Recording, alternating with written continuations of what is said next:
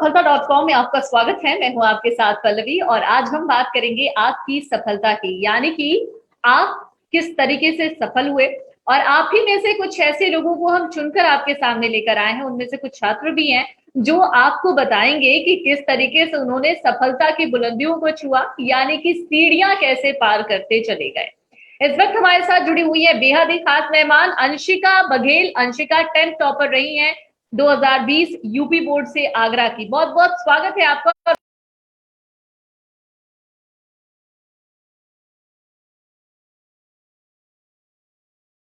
Thank you so much ma'am. Okay Anshika, तो चलिए एक बार हम आपसे बातचीत करने का जो सिलसिला है वो शुरू करते हैं। लेकिन सबसे पहले मैं जानना चाहूंगी कि जब आपके पास रिजल्ट आया आपका, उस वक्त कैसा महसूस किया आपने? ये मेरा इनिशियल सवाल है आपसे। मैम मुझे यकीन ही नहीं हो रहा था कि मैंने टॉप किया है, क्योंकि मैं एक्सपेक्ट ही नहीं कर रही थी। हम्म। और बट मेरे एग्जाम्स अच्छे हुए थे तो I was hoping for good marks. Hmm. Okay, तो वो गुड मार्क्स आए आपको तो कैसा महसूस किया आपने? कि थोड़ी और ज्यादा उम्मीद थी आपको कि और ज्यादा अच्छा होना चाहिए था, या फिर बहुत उम्मीद जैसा आपको मिला? क्या लगा? भी जैसा ही मिला है। और अच्छा है, मुझे अच्छा लगा, बहुत अच्छा लगा। अच्छा अंशिका, चूंकि बात आती है जब कोई टॉप करता है या जब कोई स्टूडेंट एक सफल मुकाम हासिल कर लेता है तो सवाल बहुत सारे होते हैं। उनमें कुछ आपके जैसे भी स्टूडेंट होंगे या जो आपसे जूनियर होंगे, या फिर जो 10th की तैयारी इस वक्त कर रहे हैं, उनके मन में बहुत सारे सवाल आते होंगे कि अंशिका ने पढ़ाई कैसे की, या अंशिका जैसे ही और जो स्टूडेंट जो टॉप आते हैं उन्होंने पढ़ाई कैसे की, उनका टाइम टेबल कैसा रहा होगा, मैनेजमेंट किस तरीके से रहा होगा, कोर्सेज पर किस तरीके से उसने फोकस किया। बहुत सारे सवाल हैं। ये सारे सवाल आज हम आपसे इस लाइव में पूछने वाले हैं। अंशिका, एक सवाल बताइए मुझे कि आप जब टॉपर बनी तो आपने कहा कि आपको बहुत अच्छा लगा और यही एक्सपेक्टेशन आपने की थी, बहुत अच्छी बात है। लेकिन अगर हम टाइम टेबल की बात करें, आपको मैनेज कैसे करती थी आप पढ़ाई? खासतौर से कोरोना का पीरियड चल रहा था, उस वक्त स्कूल्स भी बंद रहे थे, तो उस दौरान कैसे मैनेज किया? अगर हम बात करें रिवीजन की, या फिर बात करें कि ट्यूटर भी उस तरीके से आपको मिल नहीं पा रहे होंगे, हो सकता है ऑनलाइन क्लासेस आपको मिल रही हो, तो कैसा महसूस कर रही थी आप उस समय और किस तरीके से मैनेज किया आपने टाइम टेबल की अगर बात करें? एक्चुअली एग्जाम्स पहले ही हो चुके थे लॉकडाउन से, और सारे एग्जाम्स पहले ही हो चुके थे और रिजल्ट बाद में आया था लॉकडाउन में। हम्म। बट मैंने टाइम टेबल बहुत सिंपल था, ऐसा कुछ ऐसा स्पेशल नहीं था। Hmm. And I used to get up early in the morning, so सुबह जो लर्निंग का पोर्शन होता था मैं उस टाइम पे वो कर लेती थी, क्योंकि एनवायरनमेंट सारा शांत रहता था तो कोई डिस्टर्ब करने वाला नहीं होता था। हम्म। और सच वही स्कूलिंग, वही नॉर्मल चलता था। अच्छा। और फिर घर घर आके ट्यूशन, हम्म। मतलब रेस्ट वेस्ट करके 1-2 आवर का गैप दे के हम्म। फिर मैं डिनर विनर करके फिर हमारा सेल्फ स्टडी स्टार्ट हो जाती थी। अच्छा, कहते हैं कि पढ़ाई के साथ साथ जो एक्स्ट्रा करिकुलर एक्टिविटीज होती है, मसलन आपकी कोई हॉबी भी होगी, चाहे वो गाना हो या फिर कुछ स्पोर्ट्स में दिलचस्पी रही होगी आपको, तो जो एक्स्ट्रा करिकुलर एक्टिविटी है उन पर आपका क्या ओपिनियन है कि आप पढ़ाई के साथ साथ इन चीजों पर भी फोकस किया करती थी? मैं पर्सनली फील कि मुझे ऐसा लगता है कि हमें एक्स्ट्रा करिकुलर एक्टिविटीज पे भी ध्यान देना चाहिए, क्योंकि हम इससे मेंटली और फिजिकली दोनों ही फिट रहते हैं। हम्म। और अगर इससे करने से हमारा माइंड भी मतलब डाइवर्ट होता रहता है, तो मतलब हमें इतना ज्यादा प्रेशर नहीं होता, हम मतलब कामली सारा काम कर सकते हैं। अच्छा, बिल्कुल स्ट्रेस बर्स्टिंग एक तरीके से कह सकते हैं कि जो एक्स्ट्रा करिकुलर एक्टिविटीज होती हैं वो आपके लिए रहती हैं। लेकिन एक बात बताइए, हर एक स्टूडेंट का अपना एक फ्रेम होता है, उस हिसाब से वो तैयारी करते हैं। आपका क्या फ्रेम रहा? आपने किस तरीके से तैयारियां की? मतलब बहुत सारे कोर्सेज रहते होंगे, उन कोर्सेज में हो सकता है कि आपका कोई कोर्स बहुत ज्यादा स्ट्रांग ना हो, कोई कोर्स बहुत ज्यादा स्ट्रांग हो। उस तरीके कैसे फ्रेमवर्क कैसे किया आपने अपने कोर्सेज को लेकर? ऐसा लगता है कि मैंने मैंने रिवाइज किया था और डेली मतलब सेल्फ स्टडी की थी, जिससे कि हम्म। और मैंने जो मेरे कंसेप्ट थे उन्हें क्लियर किया था। हम्म। और डीपली स्टडी की, थॉरोली स्टडी की, ताकि जो मेरे टॉपिक्स हैं वो और भी ज्यादा क्लियर हो सके। हम्म। अच्छा अंशिका, जैसे आपने कहा कि आप रिवाइज करती थी, सबसे स्ट्रॉन्ग सब्जेक्ट आपका क्या रहा? क्योंकि अब जो 10th में अभी इस वक्त हैं या जो अभी आपसे जूनियर स्टूडेंट हैं, हो सकता है कि उनके सारे कोर्सेज स्ट्रॉन्ग ना रहे हो, तो उसको किस तरीके से आपने स्ट्रॉन्ग करने की कोशिश की, जो कोर्स आपका बहुत ज्यादा वीक रहा हो या जो सब्जेक्ट आपका बहुत ज्यादा वीक रहा? ठीक तो ऐसा कुछ भी नहीं, बट स्पेसिफिकली सबके ऊपर सारे सब्जेक्ट्स पे ध्यान देना चाहिए, और मैंने भी सारे सब्जेक्ट्स पे ही ध्यान दिया। जैसे कि ऐसा सबको अलग अलग टाइम दिया था मैंने भी, हिंदी, इंग्लिश, मैथ्स, और जैसे जो टाइम टेकिंग सब्जेक्ट्स हैं मैथ्स और इंग्लिश, साइंस, तो उन्हें उन पे ज्यादा फोकस किया था। हम्म। अच्छा, मैं किस तरीके से पढ़ाई करती थी आप? कहते हैं कि एक बुक वॉर्म वर्ड आपने सुना होगा, किताबी कीड़ा जिसको कहते हैं। तो क्या अंशिका एक किताबी कीड़ा है, या फिर बहुत मतलब काफी इंटरेस्ट के साथ किताबें खोलती थी, 2-4 घंटे पढ़ती थी, उसके बाद किताब बंद करके रख देती थी? कैसा था आपका डे टू डे रूटीन? नहीं, मैं ऐसा तो कुछ नहीं करती थी, बट मैं टाइम दे दे के पढ़ती थी, गैप ले लेके, ताकि मतलब माइंड फ्रेश रहे। और 1 आवर पढ़ा, फिर मैंने रेस्ट लिया, फिर 1 आवर पढ़ा, फिर रेस्ट लिया, ऐसे ही चलता था। अच्छा, मतलब बहुत ज्यादा कितने घंटे की पढ़ाई करती थी वैसे आप? 5 to 6 आवर, और एग्जाम्स पे थोड़ा ज्यादा फोकस किया था, एग्जाम से अच्छा, पहले। आप अर्ली राइजर हैं तो सुबह सुबह उठ के पढ़ाई करती होंगी। हाँ। जी। अच्छा, एक सवाल ये है कि आपको कैसा, आपने ये भी महसूस किया होगा कि कुछ विषय जो होते हैं, कुछ सब्जेक्ट जो होते हैं, वो दूसरों की तुलना में बहुत ज्यादा वास्ट हो जाते हैं, तो इससे निपटने के लिए आपने किस तरीके का फ्रेमवर्क किया था? और बाकी जो सब्जेक्ट्स हैं उसके लिए क्या कुछ टेक्निक अपनाई थी आपने? चाहे बात रिवीजन की हो या फिर उनको याद रखने की हो, कैसे क्या किया था? More complex subject was of course maths and science, और थोड़ा थोड़ा एसएसटी भी। और तो इनके लिए मैंने अलग से सेल्फ नोट्स बनाए थे, और जैसे कभी भी एग्जाम्स थे तो उनसे पहले रैंडमली मतलब क्विक रिवीजन हो जाता था, और मतलब अच्छी तरह से परफेक्ट नोट्स बना के और प्रीवियस ईयर पेपर सॉल्व करके, यही यही चलता था। अच्छा, आप क्या कहना चाहेंगी, जो स्टूडेंट्स हैं उनको क्या बताना चाहेंगे कि क्या जो प्रीवियस ईयर पेपर्स होते हैं, जो क्वेश्चंस होते हैं, उनको हमेशा उनको सॉल्व करते रहना चाहिए, उनको भी पढ़ते रहना चाहिए? लास्ट ईयर पेपर सॉल्व करिए और रिवीजन। हम्म। तो रिवीजन्स, मतलब रिवीजन्स बहुत ज्यादा आपके लिए कारगर साबित हुए थे, सबसे ज्यादा गुड जो एक तरीके से उसने सपोर्ट किया आपकी पढ़ाई में, रिवीजन्स थे आपके? और डीप स्टडी, थोरली स्टडी करना, और मतलब हर टॉपिक को अच्छी तरह से क्लियर करना। अच्छा, ऑनलाइन मोड में जब आप आई हैं पढ़ाई के लिए, तो कितना ज्यादा आपको मुश्किल लगता है ये ऑनलाइन मोड, या बहुत ज्यादा इजी लगता है? कितना ज्यादा इम्पैक्टफुल लगता है, कितना ज्यादा अच्छा लगता है? इसके बारे में बताइए सर। ऑनलाइन मोड मतलब आई डोंट लाइक, मतलब पर्सनली। बट ऑफलाइन में ये होता है कि मतलब हम अपनी क्वेरीज को मतलब तुरंत क्लियर कर सकते हैं, और बट ऑनलाइन में भी कर सकते हैं, बट इतना नहीं ऐसा। और मतलब अच्छी तरह से पढ़ाई मतलब पे फोकस भी नहीं हो पाता। और ऑफलाइन में ये है कि आप रैंडमली मतलब जो भी आपके मन में क्वेश्चन आ रहा है वो कर सकते हो, और अभी तो खैर ऑनलाइन ही चल रहा है। अच्छा, कहते हैं कि कॉन्फिडेंस बड़ा लूज हो जाता है जब परीक्षा नजदीक आती है। जब आप रिवीजन की बात कर रही हैं, मान लेते हैं कि 2 दिन के बाद परीक्षा होनी है, एग्जाम का जो पहला पेपर है वो आ गया, उसके बाद कॉन्फिडेंस लूज होने लगता है, समझ नहीं आता कि जो याद होता है वो भी भूल जाते हैं। तो क्या एग्जैक्टली exactly आपके साथ हुआ था, और अगर नहीं हुआ था तो क्यों नहीं हुआ था, और इसके लिए क्या करना चाहिए जो जिन स्टूडेंट्स के साथ इस तरीके की प्रॉब्लम्स होती है, या जो स्टूडेंट्स इस तरीके की प्रॉब्लम्स फेस कर रहे हैं? स्टूडेंट को हमेशा माइंड फ्री होके मतलब पेपर देना चाहिए, और लगता है मतलब इतना टेंस नहीं होना चाहिए, क्योंकि हमने अगर पढ़ा है तो हमें इतना कॉन्फिडेंस लूज होगा ही नहीं हमारा। अगर हम अच्छी तरह से पढ़ के गए हैं पेपर में, तो हमें कॉन्फिडेंटली वहाँ एग्जाम हॉल में जाके बैठना है, और माइंड फ्रेश होके मतलब हमें एग्जाम शीट लिखनी है।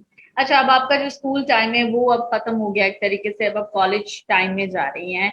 आप कितना मतलब कैसा महसूस कर रही हैं आप? क्योंकि अब जो चैलेंजेस हैं वो खत्म नहीं हुए हैं, इवेंचुअली वो चैलेंजेस बढ़ रहे हैं आपके। तो अभी फिलहाल आप you are still confident now? अभी आपका क्या मैनेजमेंट है? अभी आप किस तरीके से पढ़ाई कर रही हैं, किस तरीके से अपने करियर पर फोकस कर रही हैं?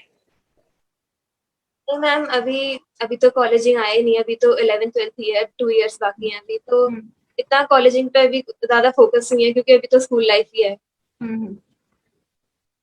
अच्छा, एक एक सवाल मैं आपसे अंशिका जानना चाहूंगी कि अगर हम एक बार फिर से सब्जेक्ट्स पर आते हैं, सबसे ज्यादा सब्जेक्ट्स अगर किसी को वास्ट लगता है, जैसे आप यूपी बोर्ड से हैं, तो यूपी बोर्ड कहते हैं कि जो सीबीएसई बोर्ड के स्टूडेंट्स होते हैं उनकी इंग्लिश बड़ी स्ट्रांग होती है, फिर जो स्टेट बोर्ड होते हैं उनकी इंग्लिश थोड़ी सी मतलब कहीं ना कहीं 90 या 90-10% का ऐसा एक डिफरेंस रह जाता है।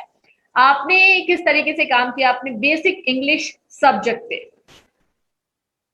Actually English is my one of my favourite subject.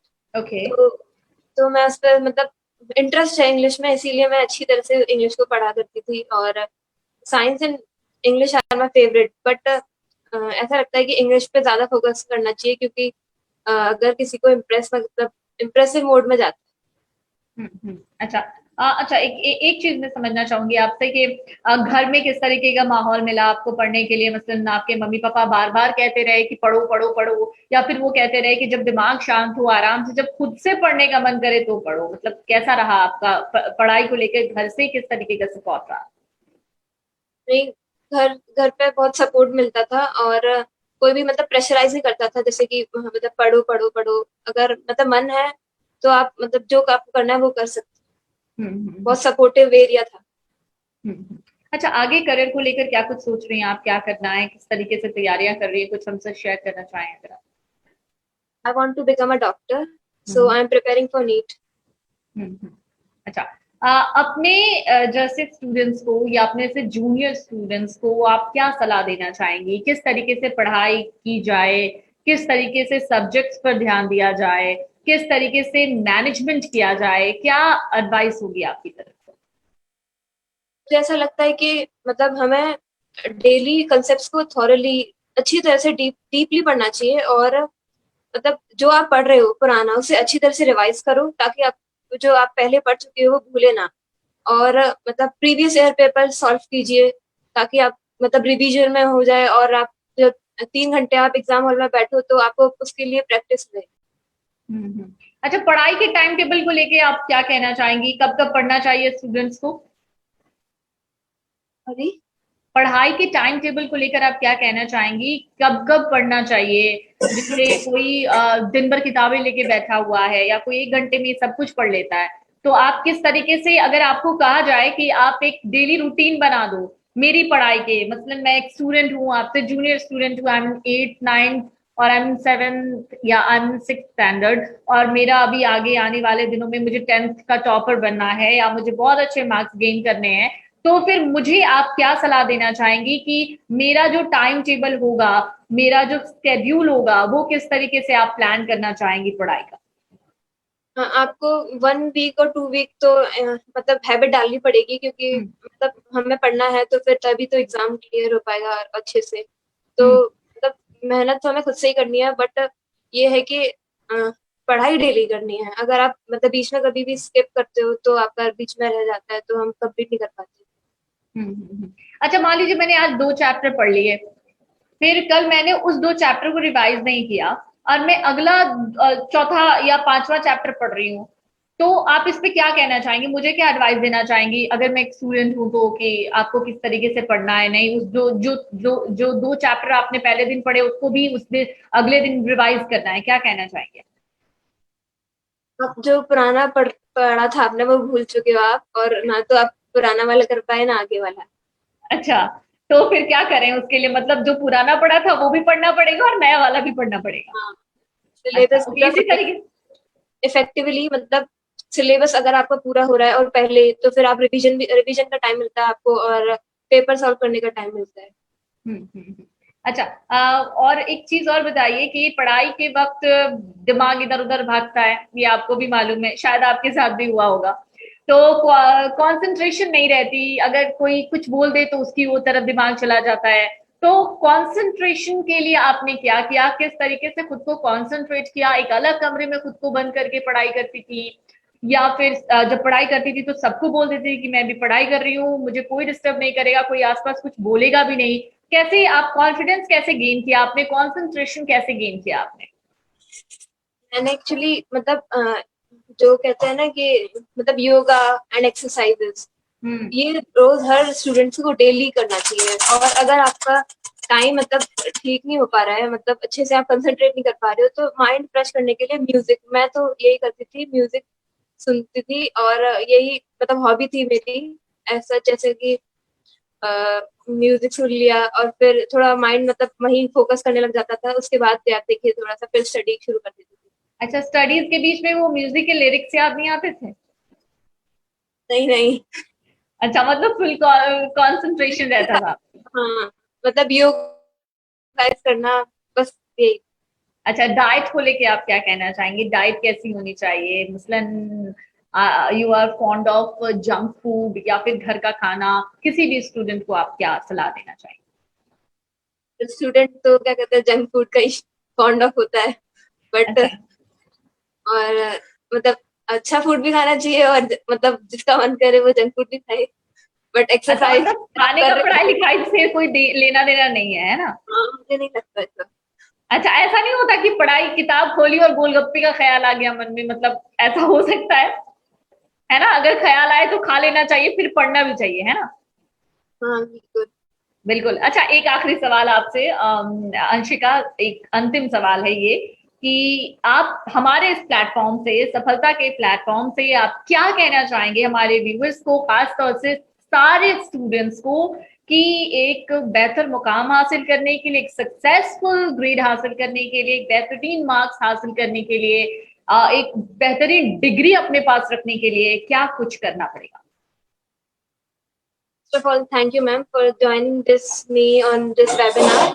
And मैं यही यही यही दूंगी मतलब सबको सजेशन के मतलब डीप होके आप पढ़िए और मतलब स्ट्रेस मत लीजिए बिल्कुल भी, क्योंकि ऐसा कुछ है नहीं। और अगर आप मतलब अच्छी तरह से पढ़ रहे हैं, हर चीज कर रहे हैं, मतलब आप खेल भी रहे हैं, पढ़ भी रहे हैं, तो आपका सब कुछ मतलब पेपर वगैरह सब अच्छे ही जाएंगे हम्म। और कुछ होगा ही नहीं मतलब। चलिए, और बहुत अगर बहुत। आपको हाँ। मतलब कॉपीज लिखनी है मतलब अच्छी तरह से इफेक्टिवली वे में, तो हम्म। आप मतलब अंडरलाइन कीजिए टॉपिक्स को और कुछ कोटेशंस डालिए और हम्म। हाईलाइट कीजिए चीजों को, ताकि वो अच्छी तरह से मतलब हमें अच्छे मार्क्स मिल सके। बहुत बहुत शुक्रिया अंशिका आपका, हमसे जुड़ने के लिए, इतनी अच्छी बातचीत करने के लिए। Thanks and so nice of you कि आपने अपनी जो बातें हैं वो हमसे शेयर की और बताया कि किस तरीके से प्रिपरेशन करनी चाहिए एग्जामिनेशंस की, और खास तौर से पढ़ाई किस तरीके से करनी चाहिए। कहते हैं कि सिर्फ नंबर के लिए पढ़ना नहीं चाहिए, पढ़ना अपनी जानकारी के लिए चाहिए, यानी नॉलेज के लिए चाहिए। डिग्री कभी भी नॉलेज का पैमाना नहीं हो सकती। बहुत बहुत शुक्रिया अंशिका आपका हमसे जुड़ने के लिए, सफलता के इस मंच पर आपका बहुत बहुत शुक्रिया। फिलहाल जो इस वक्त हमारे साथ व्यूअर्स देख रहे थे, जो स्टूडेंट्स इस वक्त हमारे साथ जुड़े हुए थे, बहुत बहुत शुक्रिया आप तमाम लोगों का भी हमारे साथ जुड़े रहने के लिए। ऐसे ही हम जो तमाम सक्सेसफुल स्टूडेंट्स हैं जिन्होंने बहुत अच्छे अच्छे ग्रेड हासिल किए हैं, उनसे लगातार हम आपको मिलवाते रहेंगे, मेंटोर्स लाते रहेंगे इस प्लेटफॉर्म पर, ताकि आप भी सीखें, हम भी सीखें और बताएं आपकी सफलता। नमस्कार। Thank you ma'am.